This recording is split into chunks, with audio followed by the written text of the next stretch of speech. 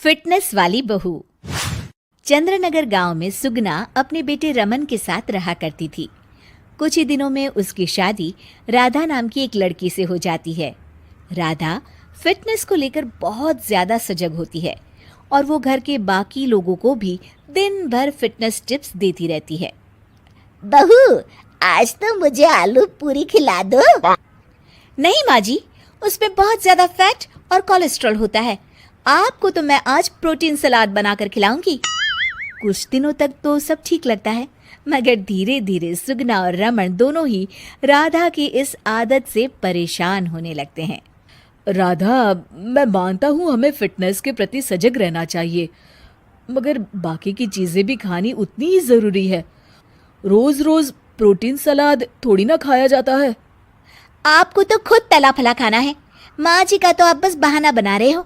देखो जी, जो आप खाते हो आप वही बन जाते हो। अरे मुझे ये सब ज्ञान मत दो राधा।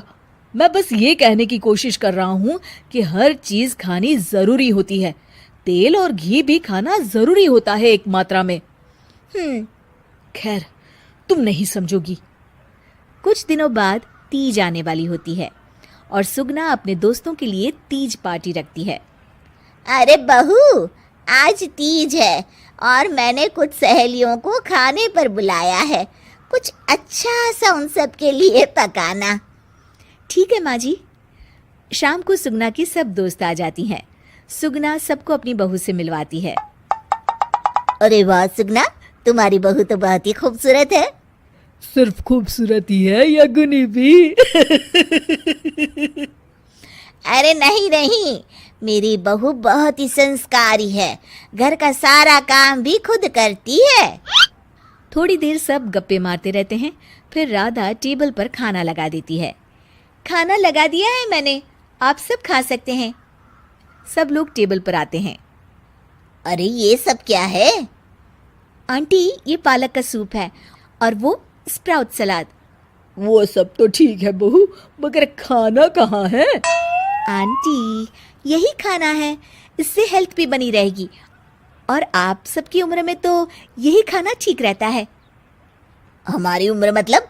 अरे हम कोई बुढ़िया थोड़ी ना हो गई हैं।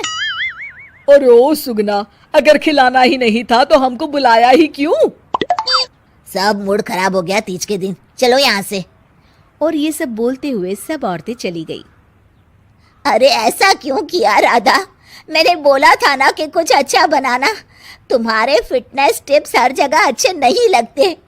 आज तुम्हारी वजह से सब मुझे इतना सुना कर गई। जाओ, अब वो पालक सूप और सलाद खुद ही खाओ।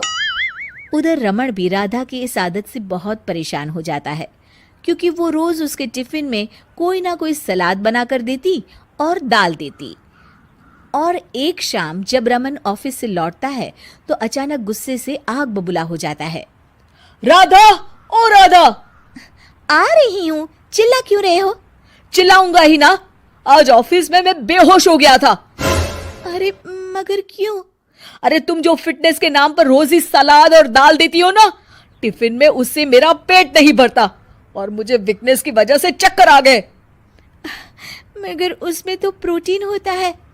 हर चीज लिमिट में अच्छी लगती है राधा, चाहे वो फिर प्रोटीन ही क्यों ना हो। उसके अलावा भी सबकी मात्रा खाने में जानी चाहिए। मैं तो बस आप सबकी सेहत के लिए ये सब करती हूँ। अरे इतना भी मत करो, हमें खुला छोड़ दो थोड़ा।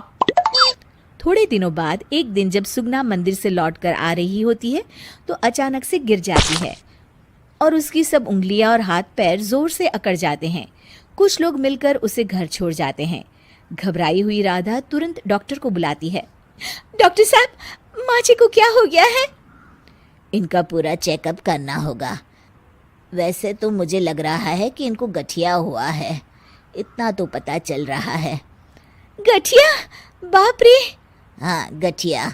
इनके घुटनों और सभी जोड़ों में जो लचक, जो चलने फिरने के लिए ऑयल चाहिए ना, वो अब नहीं है। अरे कैसी बातें कर रहे हैं आप? मैं तो इनकी सेहत का बहुत ख्याल रखती हूँ।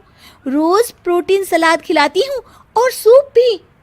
मतलब ये बिल्कुल भी ऑयल या घी नहीं खाती? नहीं नहीं। अरे कैसी बातें कर रही हैं आप? खाने में एक मात्रा में घी या ऑयल का होना बहुत ही आवश्यक होता है। अगर वो पेट में नहीं जाएगा तो जोड़ों में जो ग्रीस होता है वो खत्म हो जाता है। ओह, ऐसा क्या डॉक्टर? माँ जी ठीक तो हो जाएंगी ना? हाँ हाँ, हो जाएगी। थोड़ी देर बाद रमन भी ऑफिस से आ जाता है। क्या हुआ माँ? कुछ नहीं बेटा, बस ऐसे ही गिर गई थी। ये सब मेरी गलती की वजह से हो रहा है, मुझे माफ कर दीजिए आप दोनों।